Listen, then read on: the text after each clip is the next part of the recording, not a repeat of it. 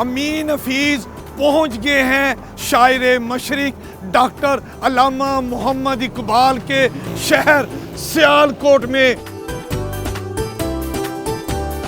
नाश्ता करना है, भूख लगी हुई है।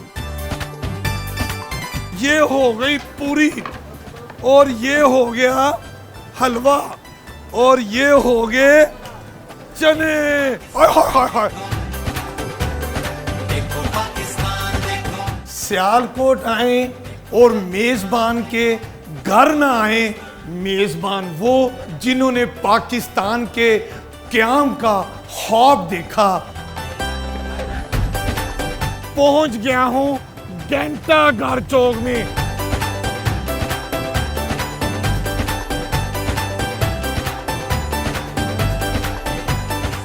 हाय हाय हाय हाय हाय हाय, क्या बात है। अमीन हफीज साहब ने बैट, गेंद और विकेटें बनाने वाले करहाने में भी क्रिकेट खेल डाली।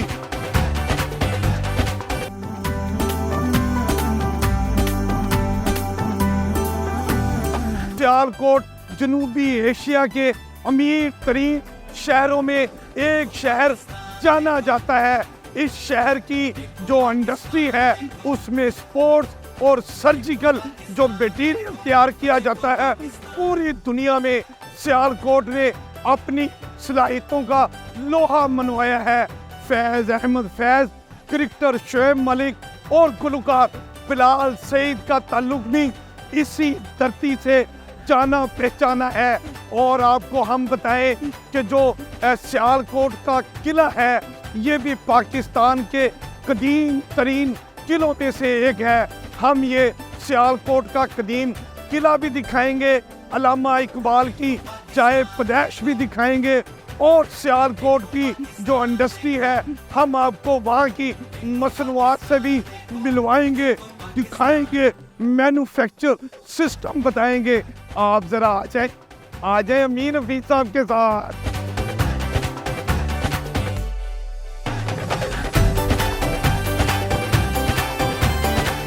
लाहौर से मैं चल के सियालकोट आ गया। अभी इससे पहले कि मैं सियालकोट की बहुत सी चीज़ें डिस्कवर करूं, मैंने सोचा नाश्ता करना है, भूख लगी हुई है। सबसे पहले सियालकोट का मशहूर नाश्ता करूं तो मैं आ गया हूं हसन पूरी अपने वाले के पास। हाय हाय हाय हाय, ऐसी कदीमी दुकान है। कहते हैं यहाँ से अल्लामा इकबाल साहब ने भी नाश्ता किया और जो कोई भी सियालकोट आता है यहाँ का नाश्ता ज़रूर करता है। शोएब मलिक ने भी अपनी अहलिया का को यहाँ पर नाश्ता कराया था। ये नाश्ता कैसा होता है? हाय हाय हाय हाय हाय हाय, ये पूरियाँ होती है और क्या होता है, चने डाले जरा प्लेट में, आए प्लेट में भी डाल के दे दिए। लगता है सियालकोट वाले लोग जो है बहुत प्यार करने वाले हैं। हलवे की बड़ी मैंने तारीफ सुनी है।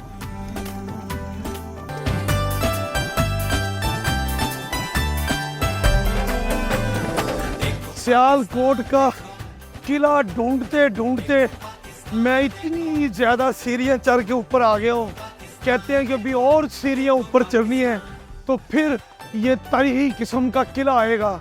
किला कैसा है वो मैं तो देखूंगा और आपको भी दिखाऊंगा। आप मेरे साथ साथ आए।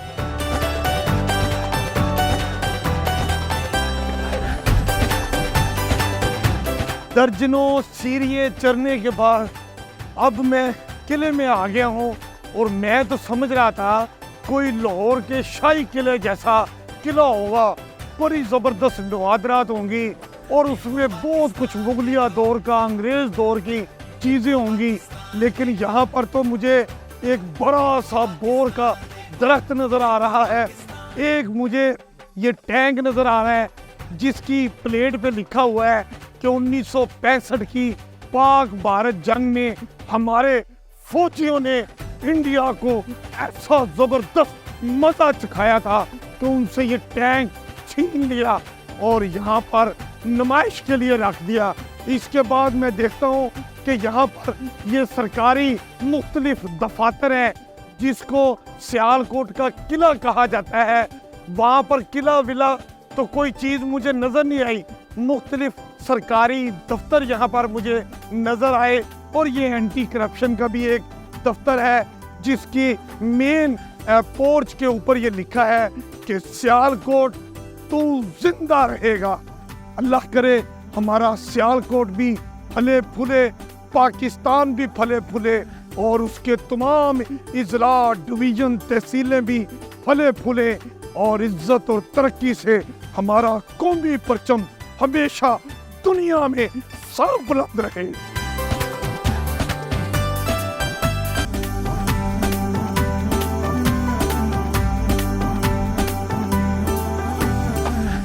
ये सियालकोट का रेलवे स्टेशन है जिसकी हालत देखकर मैं तो यही कह सकता हूँ कि मुझे अफसोस ही हुआ है। इतना बड़ा शहर, शायर मशरिक अल्लामा डॉक्टर मोहम्मद इकबाल का ये शहर, जहाँ रेलवे स्टेशन सुनसान पड़ा हुआ है। कहते हैं यहाँ सिर्फ 2 ट्रेनें सुबह चलती हैं और वही ट्रेनें वापस आती हैं। एक लसानी है जो सुबह 5 बजे चलती है और दूसरी सुबह 7:30 बजे चलती है। उसके बाद सारा दिन यहाँ कोई ट्रेन न जाती है न आती है। मतलब ये हुआ एक लसानी ट्रेन है और एक अल्लामा इकबाल से मंसूब अल्लामा इकबाल एक्सप्रेस है। मतलब अगर इन्हें महकमा रेलवे को शायर मशरिक का ख्याल ना होता तो शायद जहाँ उन्होंने 20 ट्रेनें माजी में यहाँ ख़त्म की हैं, शायद अल्लामा इकबाल एक्सप्रेस भी वो ख़त्म कर देते और अल्लामा इकबाल के इस शहर के इस रेलवे स्टेशन पर शायद एक ही अकलौती ट्रेन बचती जिसे लसानी एक्सप्रेस कहते हैं। इस वक्त लसानी एक्सप्रेस और अल्लामा इकबाल एक्सप्रेस 2 ट्रेनें चलती हैं, 2 ट्रेनें आती हैं।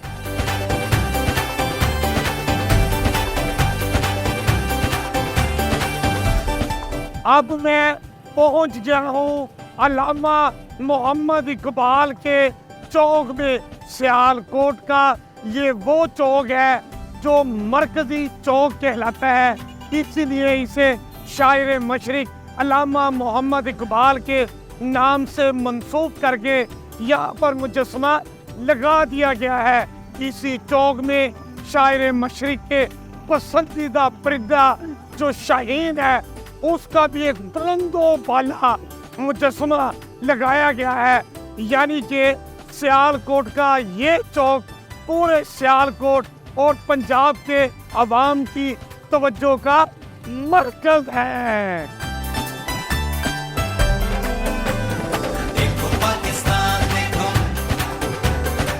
और अब मैं पहुंच गया हूँ घंटाघर चौक में। हाय हाय हाय हाय, क्या जबरदस्त किस्म का चौक है और क्या घंटाघर बना रखा है।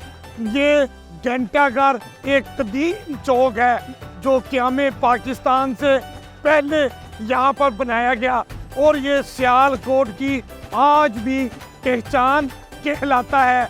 घंटाघर चौक से 4 बड़े बड़े बाजार सियालकोट की मुख्तलिफ सिमतों की तरफ जाते हैं। आपने लारी अड्डा जाना हो, आपने अंदरून शहर जाना हो, आपने इधर जदीद इलाके में जाना हो, आपने सियालकोट के इंडस्ट्रियल एरिया की तरफ जाना हो, जहाँ कहीं आप जाना चाहें घंटाघर चौक आपकी रहनुमाई करता है।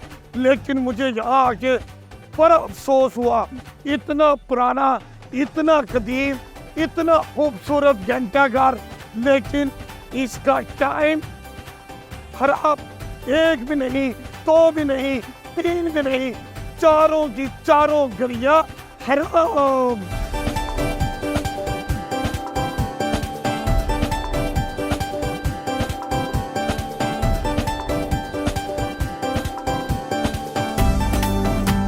आज हम आपको बेसबॉल बैट की एक ऐसी कहानी सुनाएंगे कि ये जापान और अमेरिका का नेशनल गेम है, लेकिन ये पूरे यूरोप में अब इसको बड़ी मकबूलियत हासिल हुई है।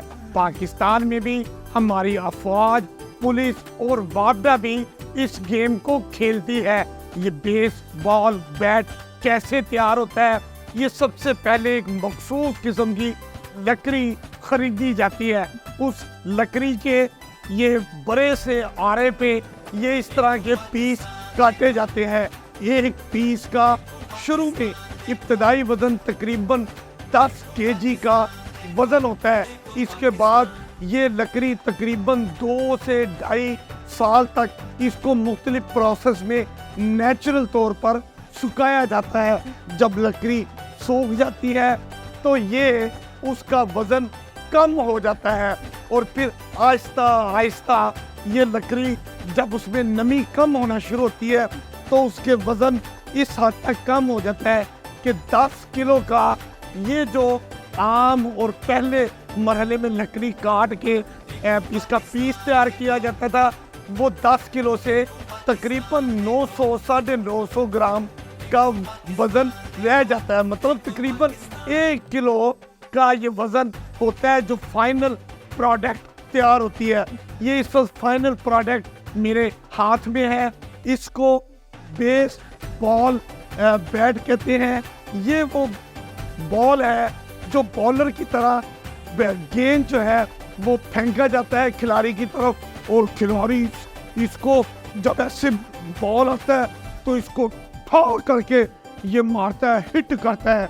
तो ये इतना खूबसूरत गेम जो यूरोप का सबसे मकबूल गेम है, सियालकोट में इस बेसबॉल बैट को तैयार किया जाता है और इतनी ज़्यादा मकबूलियत है कि जो इस बेसबॉल को तैयार करने वाले लोग हैं वो कहते हैं जी हम 24 घंटे साल के 365 दिन भी काम करें तो हम उसके किसी एक यूरोपियन मुल्क का एक ऑर्डर भी पूरा नहीं कर पा सकते। इस बेसबॉल बॉल का एक पार्ट मैं आपको दिखाना भूल गया। ये विकेट कीपर, जैसे क्रिकेट में भी विकेट कीपर होता है, इस बेसबॉल में भी एक विकेट कीपर होता है जिसके हाथ में इस तरह का ये ग्लव्स पहना होता है। इससे वो बॉल को पकड़ लेता है और यूं इस गेम को कहते हैं बेसबॉल बैट।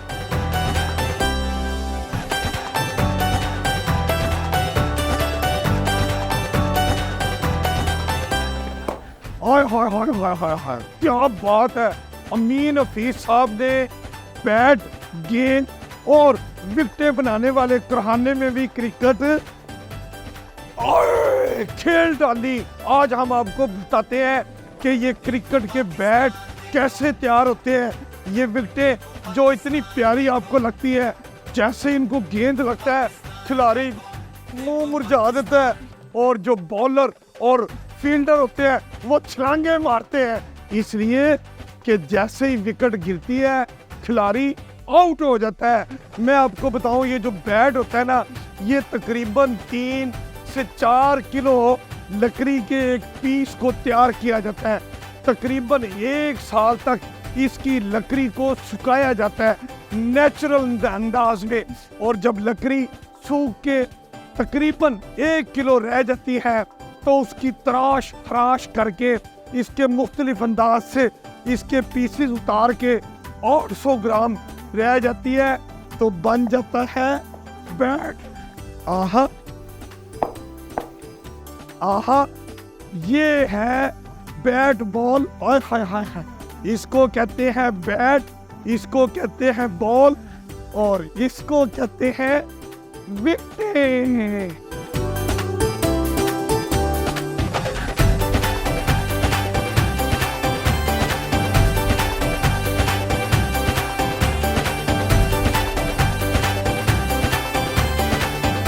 सियालकोट आए और मेज़बान के घर ना आए। मेज़बान वो जिन्होंने पाकिस्तान के क़याम का ख्वाब देखा, और आज अल्लाह के फजल करम से हम इस आज़ाद ममलकत में मौजूद हैं। बात हो रही थी अल्लामा इकबाल के उस घर की जहाँ पर आप पैदा हुए। ये वो घर है जो आपके दादा शेख मोहम्मद रफ़ीक ने सिर्फ 150 रुपये में खरीदा। आज मैंने शायर मशरिक के शहर में लस्सी का गिलास पिया, पूरी हलवा देसी घी वाला हलवा भी खाया, 300 रुपये का मैंने बिल दिया, लेकिन घर 150 रुपये में खरीदा गया, जहां शायर मशरिक अल्लामा मोहम्मद इकबाल पैदा हुए।